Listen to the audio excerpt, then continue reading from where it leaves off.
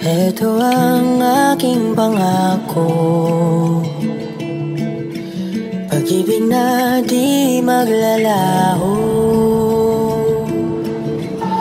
To be patient, to be kind and to be true, to love and to be loved by you.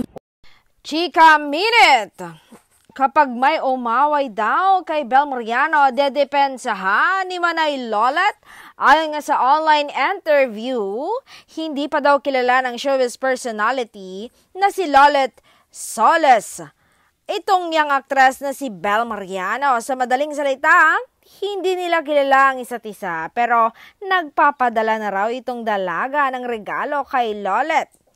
Ayon nga sa interview pa niya, humanga daw si Lolet sa dalaga at handler nito. Super bait. Kaya't kapag may umaway day kay Bel ay dedepensahan niya. Pero wala daw kinasasangkutan na issue ngayon ng aktres dahil narinig niya daw na mabait ito. Doon daw siya humahanga sa aktres, hindi pumapatol. Unbothered queen sa kanya mga bashers, magaling na bata at matalino raw. Ito daw ang tunay na may pinag-aralan.